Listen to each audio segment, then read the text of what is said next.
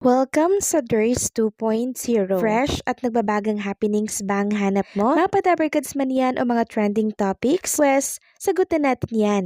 Kaya naman isubscribe nyo na ang ating channel para sa mga nagbabagang balita everyday.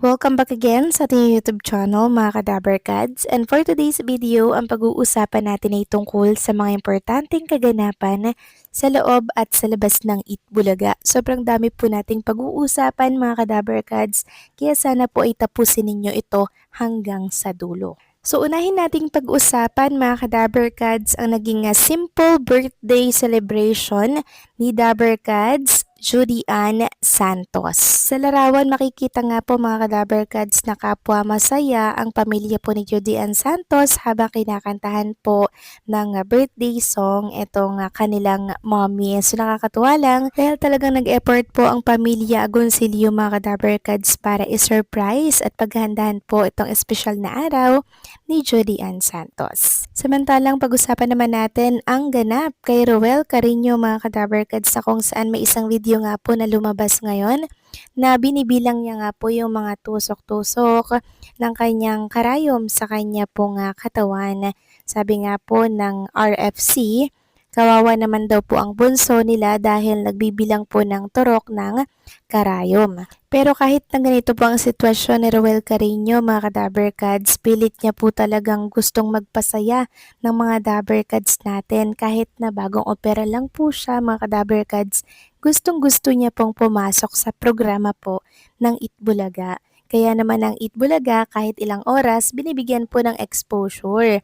Ito nga si Roel mga Kadabarkads kasi gusto niya po talaga pero yung mahaba ang pong exposure hindi po yun pinapahintulutan ng TVJ Production dahil sa pag-iingat na din po sa kalagayan at sa sitwasyon ni Roel Carino. Samantalang kanina naman nagbahagi po ng video at picture si Raisa May Dizon, kuha po yan dito sa Benguet. Yung plinex ko po sa inyong picture kahapon na kung saan ay makikita nga doon yung napakadaming flowers.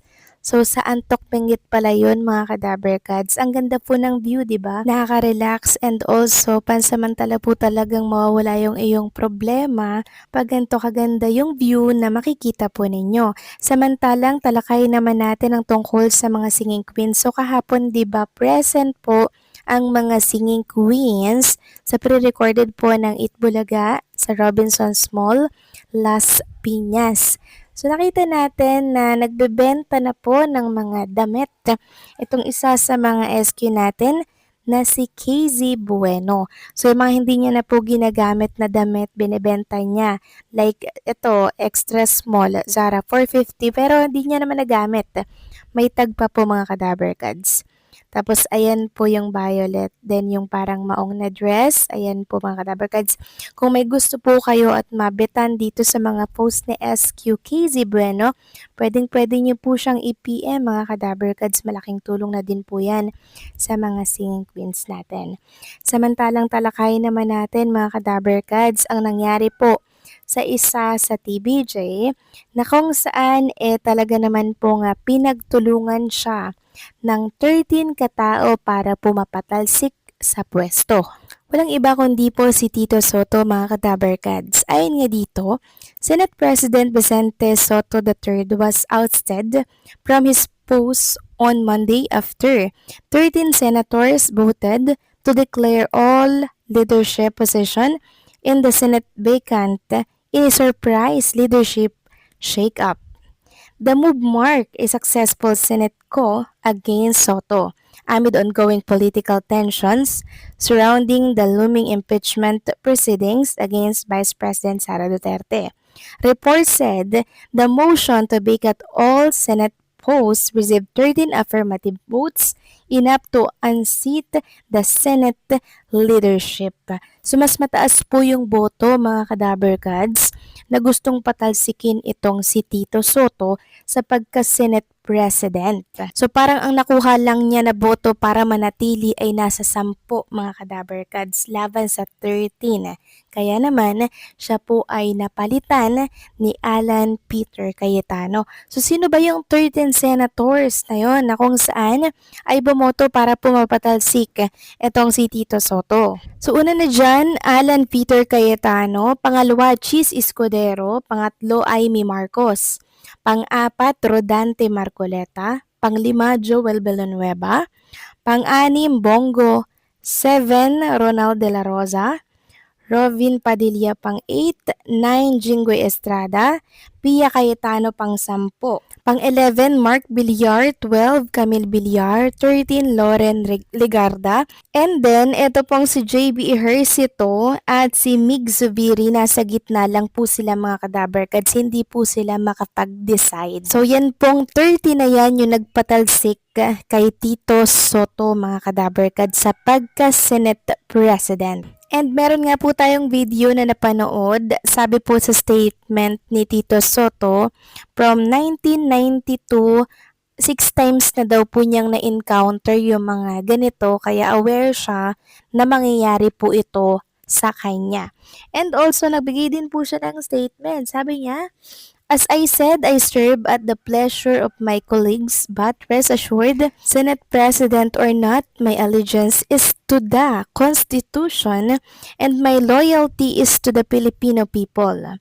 I leave everything to my Creator. God bless the Philippines. So, ang pumalit na po kay Tito Soto mga kadaberkads sa pagka-Senate President, walang iba kundi po si Alan Peter Cayetano. So, nagkakagulo po ngayon mga kadaberkads dito po sa Senado, and also nagpumilit pong pumasok ito po nga si Ronald Bato de la Rosa para po ma-counted yung kanyang boto dito sa 13 katao na magpapatalsik nga po dito kay Tito Soto. Nakita din natin ang sitwasyon po sa labas ng Senado mga kadaberkads. Sobrang daming tao po ang nagrarally doon.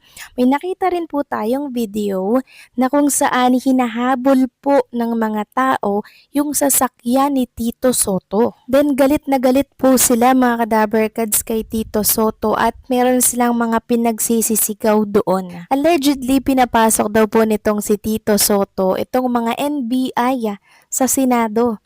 Ayon nga po dito, pumayag si Tito Soto.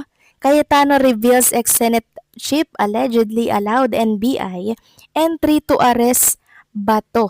Senate President Alan Peter Cayetano revealed that former Senate President Tito Soto allegedly allowed the National Bureau of Investigation or NBI to enter the Senate premises in connection with plans to arrest Senator Ronald Bato de la Rosa.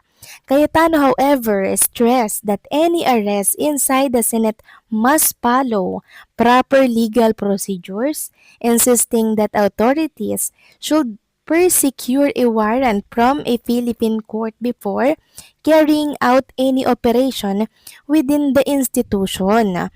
Amid the controversy, senators are reportedly maintaining close coordination with De La Rosa to ensure his safety, while legal options and next steps continue to be discussed. So alam naman natin mga kadaberkads, diba? At maging ni Tito Soto na bawal pong magpapasok ng mga ganyan na arestuhin sa loob ng Senado.